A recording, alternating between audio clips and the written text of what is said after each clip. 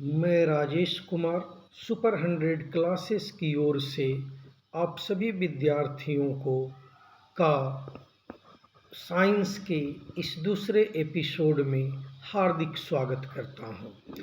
तो आइए बिना देर किए हुए आज के पहले क्वेश्चंस को हम लोग देखते हैं। क्वेश्चन है आज का पहला कि उस परिघटना का नाम बताइए जिसमें प्रकाश के पथ में रखी एक अपारदर्शी वस्तु अत्यंत छोटी हो जाती है और जहां प्रकाश की प्रवृत्ति सरल रेखा में चलने के बजाय उसके चारों ओर मुड़ती है। यहाँ कृपया आप लोग ध्यान देंगे कि चारों ओर मुड़ती है। अब जरा सबसे पहले हम लोग इसके ऑप्शंस की ओर देखते हैं। पहला ऑप्शन है अपवर्तन कोण, जिसे अंग्रेजी में हम लोग एंगल ऑफ रिफ्रैक्शन कहते हैं। ऑप्शन नंबर 2 है प्रकाश का विवर्तन, जिसे अंग्रेजी में डिफ्रैक्शन ऑफ लाइट कहते हैं। ऑप्शन नंबर सी है आपतन कोण, जिसे हम एंगल ऑफ इंसिडेंस कहते हैं।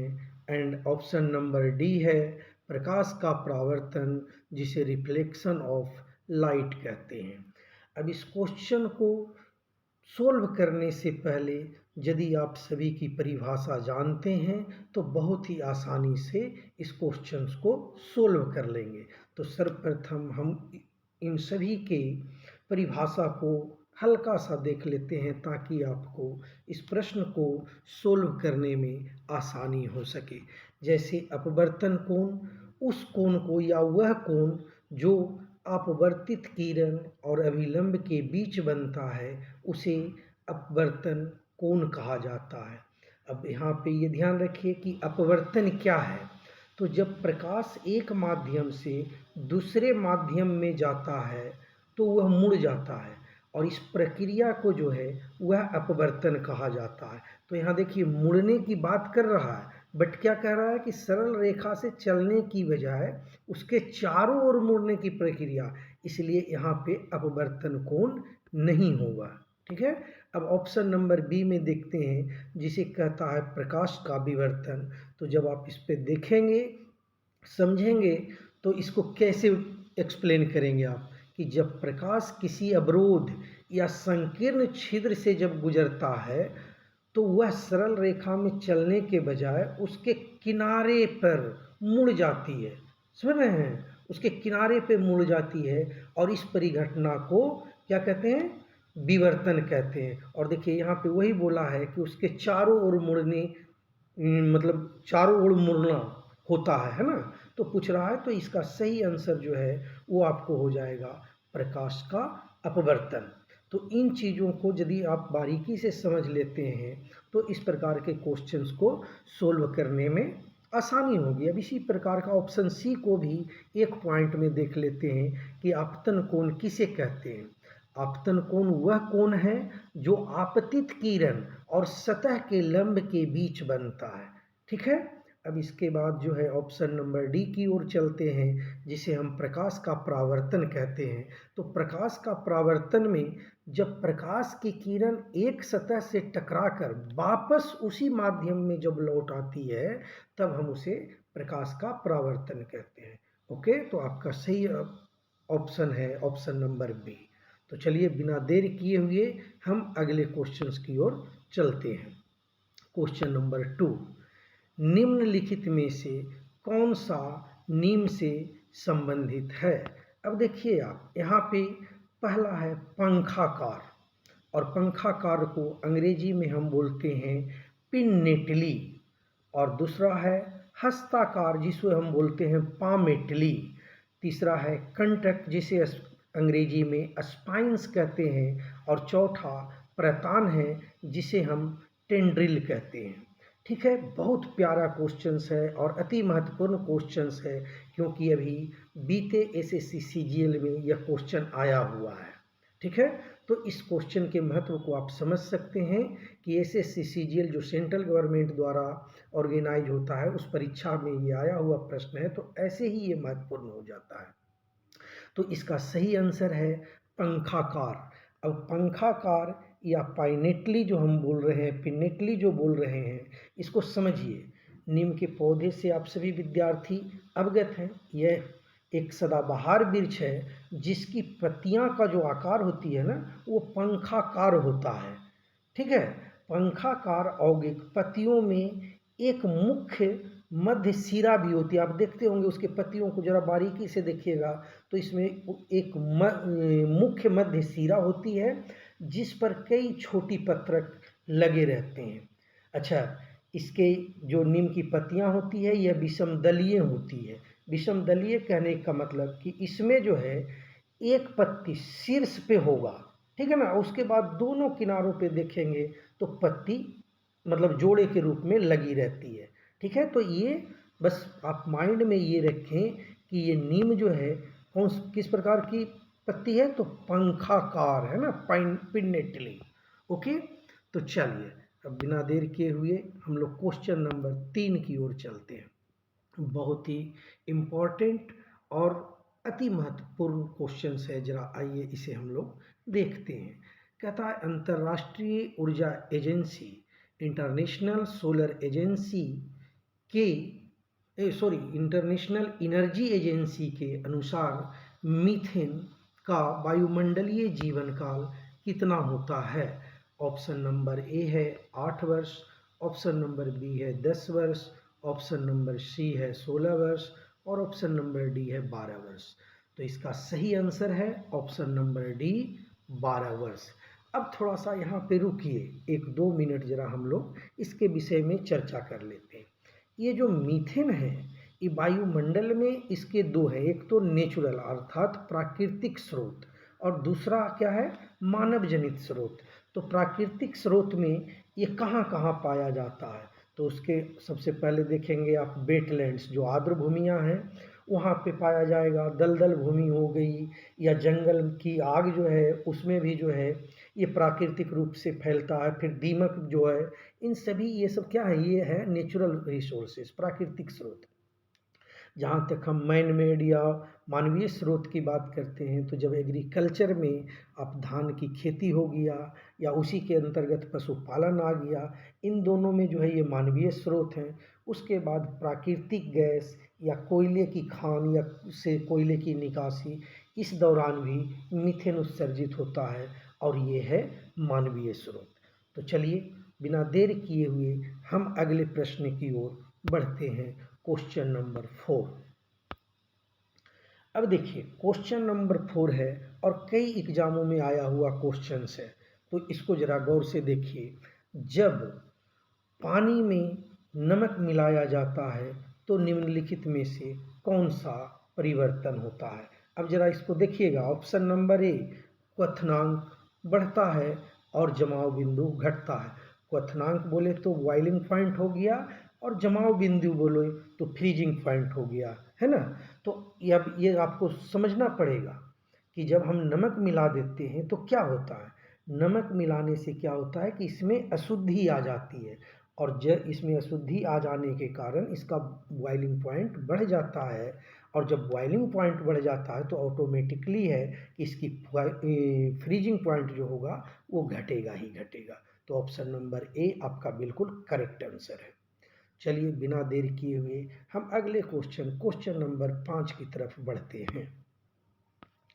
क्वेश्चन नंबर 5 है, यदि किसी ऐनक के लेंस, समझ रहे हैं, ऐनक ग्लास के लेंस की पावर 2 डायोप्टर हो तो फोकस दूरी कितनी होगी?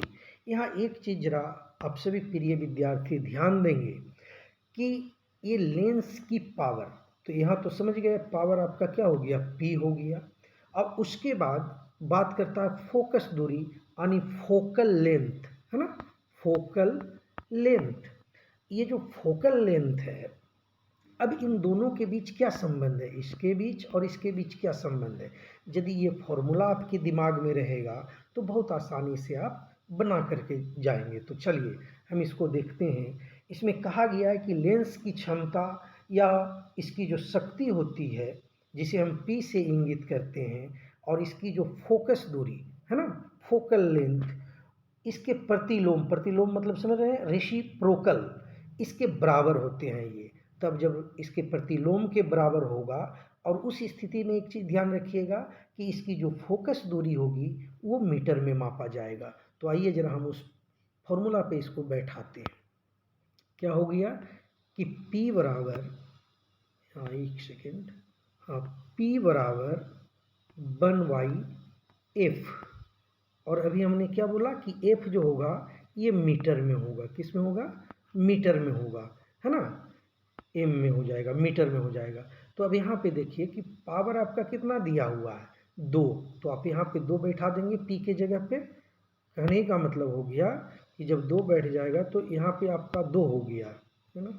एक सेकेंड, थोड़ी सी टेक्निकल इश्यूज आ जाते हैं तो इसको हम लोग कर लेते हैं। हाँ ये देखिए, तो p के जगह पर कितना हो गया? 2, है ना, 2, तो 2 बराबर 1f हो गया। यानी जब क्रॉस मल्टीप्लिकेशन करेंगे तो f बराबर 1/2 हो जाएगा। ये अभी मीटर में हो रहा है, तो इतना क्या हो गया? मीटर। अब जब इसी को सेंटीमीटर में आप चेंज करेंगे तो क्या करेंगे? 1/2 और इंटू 100 कर देंगे। ये देखिए 1/2 और इंटू 100, तो जब डिवाइड कर देंगे तो 50 गुना क्या हो जाएगा? 100। यानी आपका आंसर आ जाएगा ऑप्शन नंबर सी, 50 सेंटीमीटर। तो बस यहाँ पे आपको ये ध्यान रखना है कि P बराबर 1/f, जहाँ f जो है मीटर में होगा। अब इसी का आंसर आपको मीटर में यदि पूछ दिया होता तो ये 50 सेंटीमीटर के बजाय क्या हो जाता? 0.5 मीटर, है ना।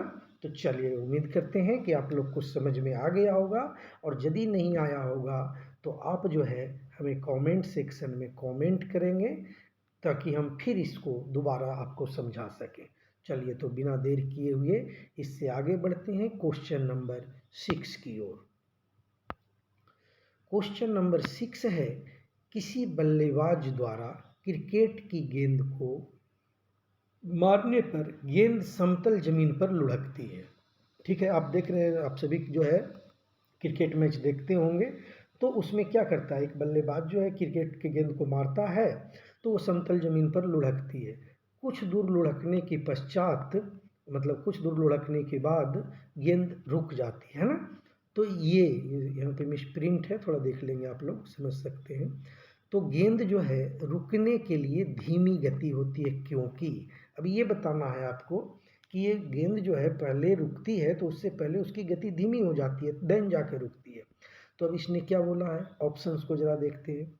बल्लेबाज ने गेंद को पर्याप्त प्रयास से हिट नहीं किया, बिल्कुल गलत, क्योंकि हर बल्लेबाज जो है अपने पर्याप्त प्रयास से ही करता है ना, पूरी ताकत लगाता है या टेक्निक लगाता है। तो ऑप्शन नंबर ए गलत। फिर बोलता है बेग गेंद पर लगाए गए बल के समानुपाती होता है, जी नहीं, ये भी आपका गलत है। अब जरा ऑप्शन नंबर सी पे आइए कि गेंद पर गति की दिशा के विपरीत एक बल कार्य करता है। आप गौर से जरा सोचिए इसको, तो आपको लगेगा कि ऑप्शन नंबर सी सही है। अब आपको सोचना ये है कि ये कैसे सही है ना। तो जब देखेंगे हम लोग कि समतल जमीन एवं गेंद के मध्य जो है कोई ना कोई बल कार्य करता है। अब आपको ये बताना है कि कौन सा बल कार्य करता है, तो उसको हम लोग बोलते हैं घर्षण बल, फ्रिक्शनल फोर्स, है ना। और ये जब घर्षण बल है, ये गेंद की गति के विपरीत दिशा में जो है कार्य करता है ना। तो इसीलिए गेंद कुछ दूरी तक लुढ़कने के पश्चात क्या होती है? रुक जाती है। तो यहाँ आप लोग ये ध्यान रखेंगे कि घर्षण बल के कारण ये गेंद रुकती है, और वही जो है ये विपरीत बल के रूप में कार्य कर रहा है। क्योंकि कभी कभी ऑप्शन क्या करता है कि पलट देता है, तो यदि घर्षण बल आपके दिमाग में रहा तो बहुत आसानी से आप इसको क्या करेंगे? सोल्व कर लेंगे। तो चलिए, इसी प्रकार से बिना देर किए हुए हम अगले क्वेश्चन नंबर 7 की ओर बढ़ते हैं। क्वेश्चन नंबर 7 है कि यदि कुछ घंटों के लिए रेफ्रिजरेटर के दरवाजे खुले छोड़ दें तो कमरे के तापमान में क्या होगा? मैं समझता हूँ आप सभी विद्यार्थियों के घर में रेफ्रिजरेटर यानी फ्रिज होगा, है ना।